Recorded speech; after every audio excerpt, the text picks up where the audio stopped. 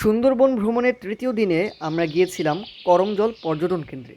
সুন্দরবনের পশুর নদীর তীরে বন বিভাগের তত্ত্বাবধানে প্রায় ৩০ হেক্টর জমির উপর পর্যটন কেন্দ্রটি গড়ে তোলা হয়েছে। পর্যটন কেন্দ্রের প্রবেশমুখে আমরা সুন্দরবনের একটি মানচিত্র দেখতে পাই, যেখানে সুন্দরবন সম্পর্কে প্রাথমিক ধারণা দেওয়া হয়েছিল।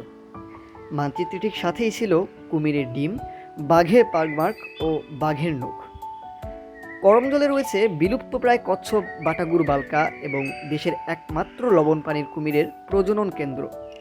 আমাদের গাইড হিসাবে থাকা আলামিন ভাইয়ের কাছ থেকে জানতে পেরেছি সেখানে 2টি বড় কুমির রয়েছে, যাদের নাম রোমিও ও জুলিয়েট।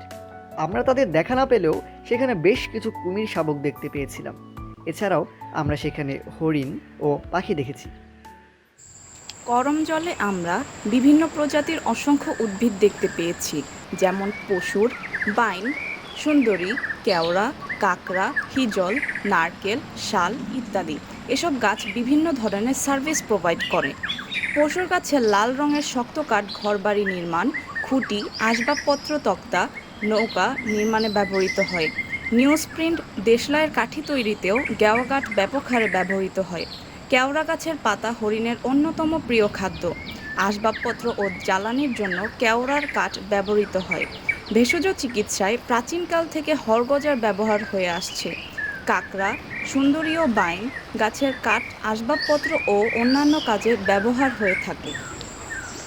করমজলের ভেতর দিয়ে নির্মিত আঁকাবাঁকা কাঠের তৈরি মাঙ্কি ট্রেল নামের হাঁটা পথ ধরে এগিয়ে গেলে সুন্দরবনের জীববৈচিত্র্যের সমৃদ্ধতা সম্পর্কে অনুমান করা যায়।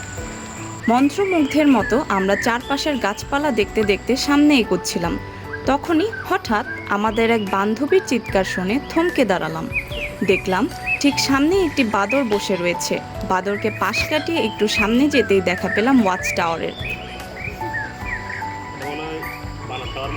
এরপর আরও কিছুক্ষণ হাঁটাহাঁটির পর আমরা চমৎকারভাবে নির্মিত একটি ঝুলন্ত ব্রিজের দেখা পেলাম।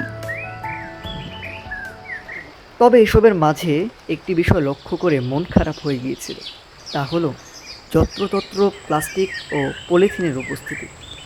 আমাদের ভ্রমণকালে আমরা বিভিন্ন বিস্কুট, চিপসের প্যাকেট দেখেছি, যা করমজলের জীববৈচিত্র্যের জন্য অন্যতম একটি থ্রেটের নমুনা হয়ে জ্বলজ্বল করছিল। আমাদের করমজলের ভ্রমণ উপাখ্যানের এখানেই সমাপ্তি।